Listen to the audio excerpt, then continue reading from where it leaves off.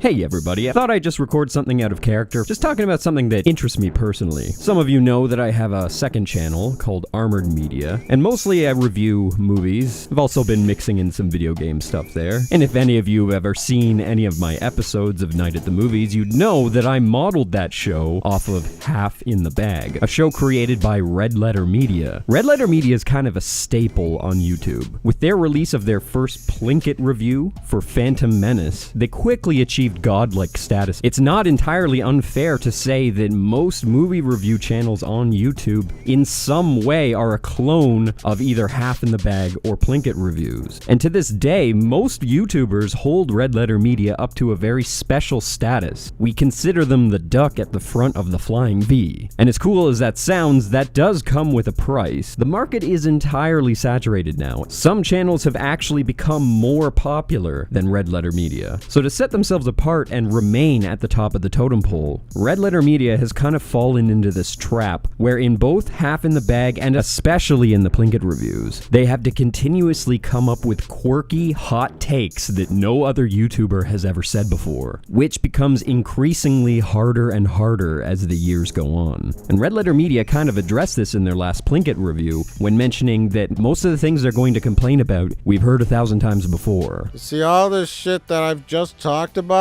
is what we know already, and what we've complained about ad nauseum. I'm going to assume it was an accident that they forgot to add my video to the list there. My set is so budget though. These chairs I bought off of Amazon for cheap. And I literally just tacked curtains up against the wall. Later on though, Red Letter Media came out with a new series called Review, and I teased them on Twitter for copying my set. Today we're talking about the Ghostbusters, the 1984 comedy film. Rich. What? You're a YouTuber, but you're not an asshole YouTuber. Oh, fuck. I got confused. Yeah. I saw a red curtain. I thought we were that one prick. What's his name? There's so many pricks out there. I can't remember his fucking name. And then people actually took them seriously, including Steve Shives, who said he was vindicated. A lot of people were very upset that we would imply that other YouTubers are pricks. Even though it was a very obvious joke, people are very upset at you. Well, I am a prick. Heaven forbid we jokingly refer to anyone else on YouTube as a prick. Wait, but they're pricks. Yeah, anyways, I like these guys a lot. I'm done fanboying though. On August 28th, Red Letter Media released their much anticipated Plinkett review for Star Wars The Last Jedi. And the very next day, the Daily Dot released an article slamming Red Letter Media as well as all Star Wars fans who didn't like Last Jedi. A couple days later, Salon joined in with a less confrontational approach. Instead, they decided to resort to concerned trolling. And perhaps just by coincidence, Jonathan McIntosh, famous for his affiliation with Feminist Frequency, released his own review, How The Last Jedi Defied Expectations. The Last Jedi is a movie that's designed to subvert audience expectations. Well, of course it defied expectations. That's why so many people hated it. Really, this deserves its own response. I'm gonna do that some other day on my other channel. Of course, I made a tweet about it. My personal favorite hot take, though, was this Twitter thread. In honor of Red Letter Media's review of The Last Jedi, can we finally, pretty please, collectively agree that their brand of criticism isn't and never has been necessary? They've done far more harm than good, and I'm willing to lay out why for as long as possible. Fuck it. Here we go. 1. Straight up, Red Letter Media is the embodiment of how much cis-het white males can ruin the fun of cinephilia. Okay, literally blaming straight white men for people not enjoying movies. If that's the case, just stay off of YouTube. Do not watch movie reviews. If you're worried that somebody might ruin your enjoyment of a movie, don't listen to their negative opinion of the movie. As long as you're not relentlessly negative, absurd but not funny, use shitty rhetoric, and pepper in toxic jokes, body shaming, rape, etc., You're golden. Oh, good. So these are the 10 commandments for online humor? 2. Because of their depressingly massive following, their views, which are flimsily and clumsily expressed at best, are held as consensus. No, that's not how the internet works. The reason why Red Letter Media's audience trusts their opinion on movies is because they have similar opinions on movies. Thus, all manners of civil discussion over why someone likes or dislikes a certain movie are shot dead, replacing by snide revisionism and gatekeeping. Where? You mean specifically in their comment section? Or do you mean on all of the internet? Because we've been arguing about why the fucking Last Jedi is total horseshit since long before the Plinkett review came out. Though I agree that the overall conversation about whether or not this movie was good is split right down the middle, and there's a lot of hostility coming from both sides. But as Red Letter Media pointed out with this clip they found of Rian Johnson, that was most likely Rian Johnson's intention. I would be worried if everybody across the board was like, yeah, that was a good movie. And then there are other people who walk out literally saying that was the worst movie I've ever seen. Having those two extremes to me is the mark of the type of movie that I want to make, so... 3. That false consensus and Red Letter Media's confounding popularity in general gave way to all sorts of awful developments. I don't know what the fuck he's talking about. He tweeted this the same day that the Plinkett review came out. Unless he's referring to their original Half in the Bag review. I don't think this is terrible. It's sporadically interesting. Isn't that an accurate statement? That's a very good quote. Yes. Which I'd like to point out was a first impressions review and wasn't nearly as harsh as most of the other movie reviews on YouTube, including mine. Star Wars was fucking sacrificed on the holy altar in front of everyone, and his fucking beating heart was pulled out, and we just watched it beat and slowly stop right on fucking screen. So, how do you rate this movie? I would give it... Babe! Besides the aforementioned killing of good discourse, YouTube sees them as forerunners of video making, which is infuriating to type out, but is true nonetheless. Forerunners to video making. What happened to the accent? I think the accent turned French. Yes, that's true. They revolutionized movie reviews with, I'll admit, very simple formulas. But the thing is, they earned their position at the top. Anyways, this thread just keeps going forever. This guy wasn't kidding. The man spent the entire night just screaming into the abyss. So besides wasting their time on Twitter, what else could one do to express their dislike of the Red Letter Media review? Oh yes, the Daily Dot. Mr. Plinkett finally releases his tone-deaf Last Jedi review. Unsurprisingly, he's not a fan.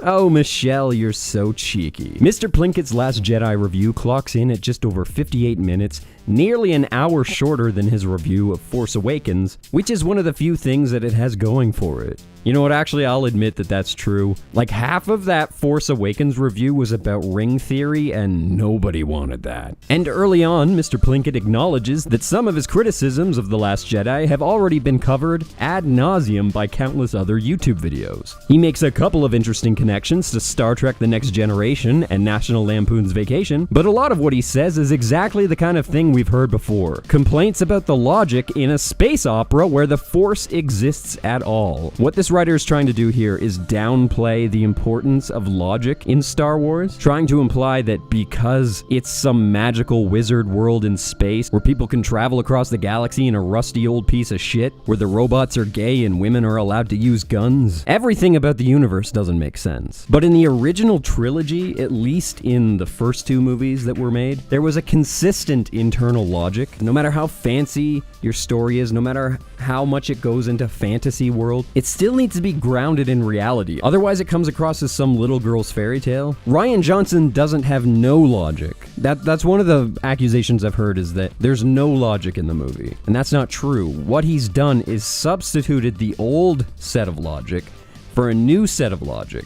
A very, shall I say, Eastern inspired set of logic. You know, I'll put it this way. Rian Johnson has proven with the fans that did like the movie that there might be a market for a Star Wars anime. That's the only compliment I'll give Rian Johnson. It not only takes character arcs and plot points to task, but also director-screenwriter Rian Johnson for how he inverted expectations. It subverted expectations. Trolling the audience and, quote, subverting expectations. Like they've said this a million times. The author points out that it took Red Letter Media until the Blu-ray release to make their review because they like to show B-roll. But it also arrives close to a year into the backlash and discourse against a movie that didn't give some viewers the story they envisioned or confirm their theories, and many of the attacks have been ugly and personal. Okay, this is downplaying what The Last Jedi did. It's not that viewers didn't get the story they envisioned or that all of the fan theories didn't get confirmed. It's deeper than that. Rian Johnson felt so much pressure to not do what fans expected that he literally did the anti of what fans expected. He didn't just subvert our expectations and give us something more epic that we never could have imagined. Instead, he just pulls the rug out from underneath us and lets us fall and says, "Didn't expect that, did you, bitch?" They've retaliated against Johnson,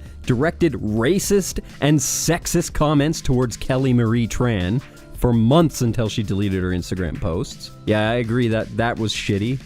That bothered me a lot. That's one of the true tragedies of Star Wars is anytime they make a terrible character, the fans treat it like it's the actor's fault that the character was shit. But just because bad things sometimes happen to the actors in movies doesn't mean that the fans who are already invested in that intellectual property aren't allowed to express when they're unhappy with the product. This is shitty that happened, but this is some guilt by association shit because Red Letter Media did not participate in this. They did not exacerbate this. They had nothing to do with this. And they used Mark Hamill's initial misgivings about the film to justify their hatred of it. No, not to justify, but confirm that we're not the only ones seeing these problems. If Luke fucking Skywalker is unhappy with how they handled his character, chances are the fans who grew up with him are not going to be happy either. The months-long backlash has even gotten comparisons to Gamergate over how a small but vocal subsection of viewers have weaponized their complaints of a film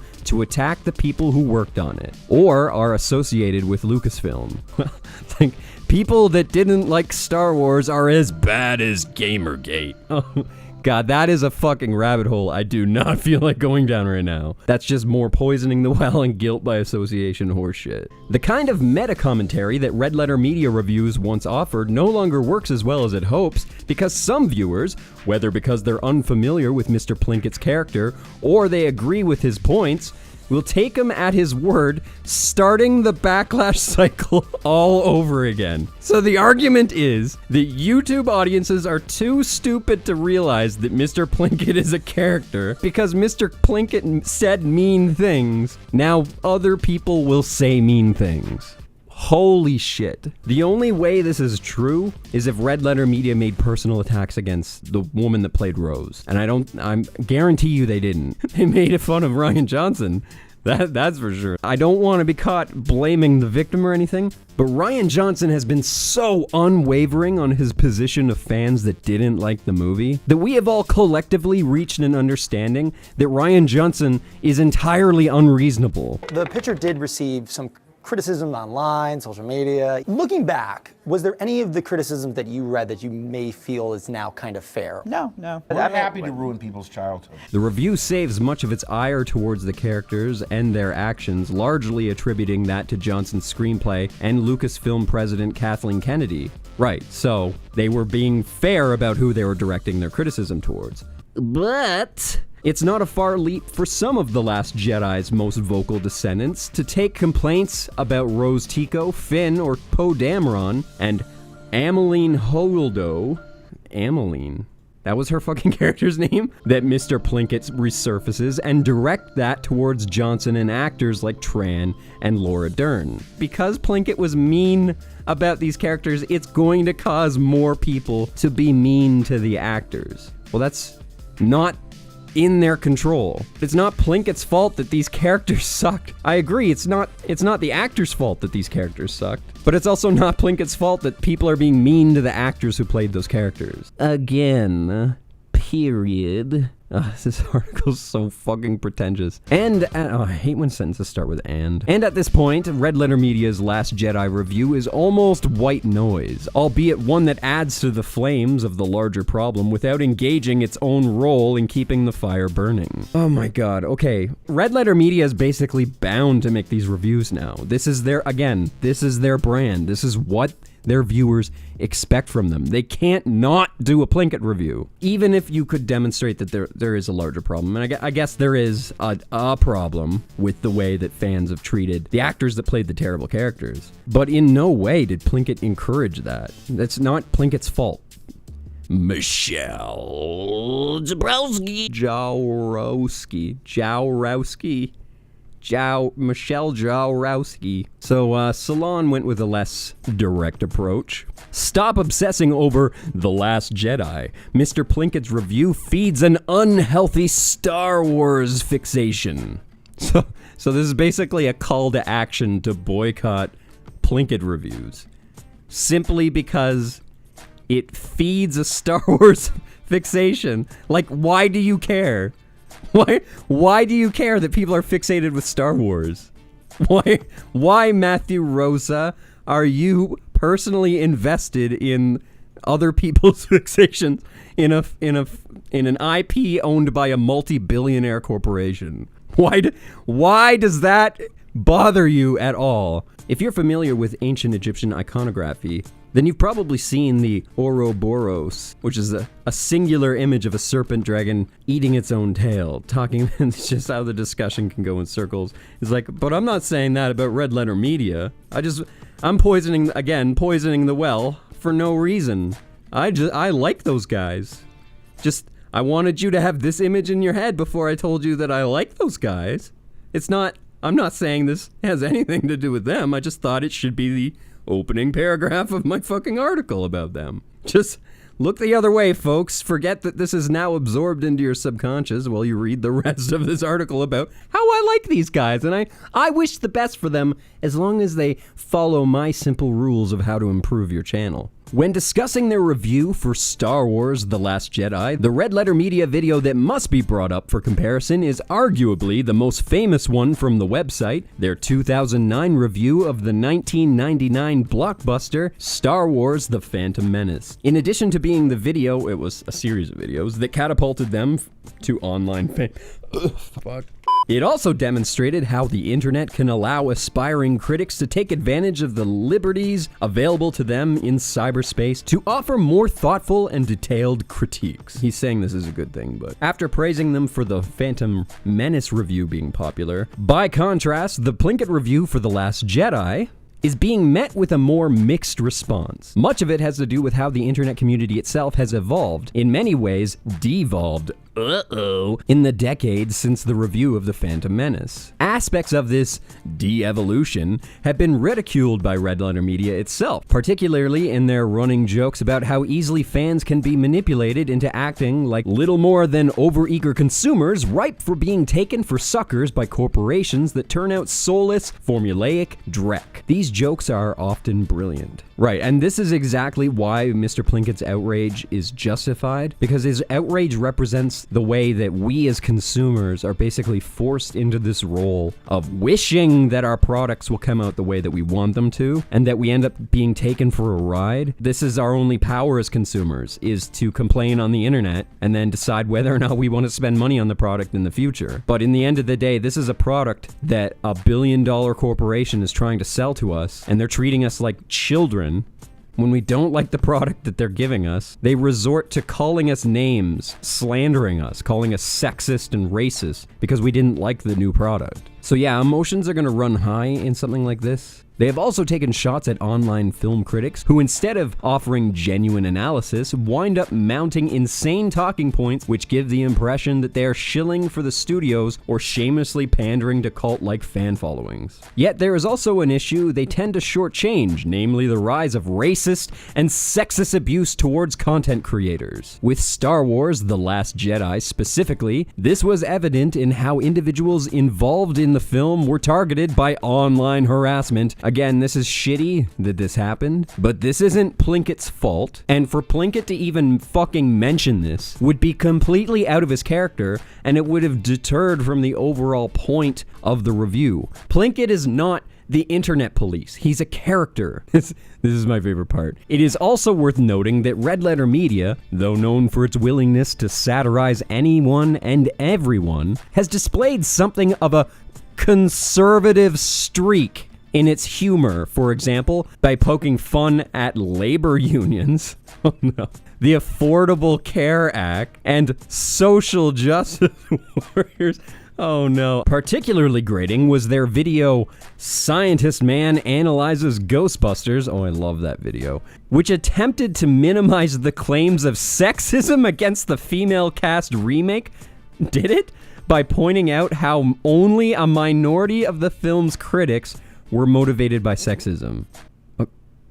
Okay. An argument which erroneously assumes that for the thousands of sexist comments to be an important problem, it would have to come from a certain percentage of the commenters. Oh my fucking god, that's not even the argument that he made. They weren't trying to minimize the sexism. They were pointing out that the media's response to the existing Ghostbusters fan base not liking the movie was to make a blanket statement accusing them all of being sexist. That's what that argument was in response to. They're just making fun of people like Paul Fig, who said that the reason people didn't like it is because they're sexist. For the most part, the Red Letter Media review of The Last Jedi doesn't contain any of these flaws, aside from a brief cringe-inducing joke about how Laura Dern's character hates men, quote unquote. It's unclear whether this is intended as a slap at sexist criticisms of the character or a sexist dog whistle itself. Oh my god. It's not a dog whistle.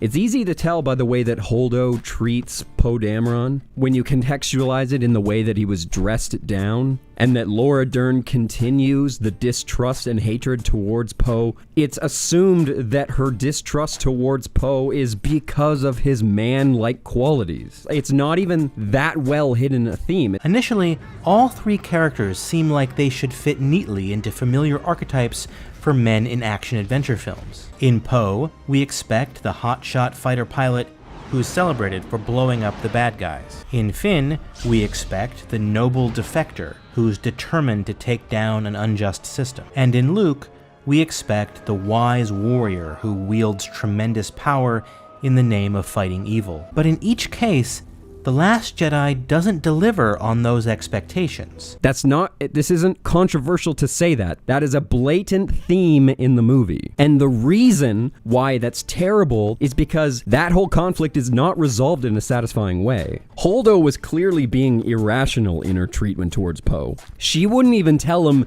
that they have a plan. That could have worked. It could have worked the way that they did it. But they have to resolve it at the end where Poe says, okay, I was wrong. Holdo was right. I should have trusted her. But then Holdo has to say, I was wrong. I should have told you from the beginning what the plan was. I should have trusted you more. But instead, what you get is Princess Leia condescendingly puts her hand on Poe Dameron's hand and says, the reason she was such a bitch is because she cares more about the safety and hope than she does about being considered a hero.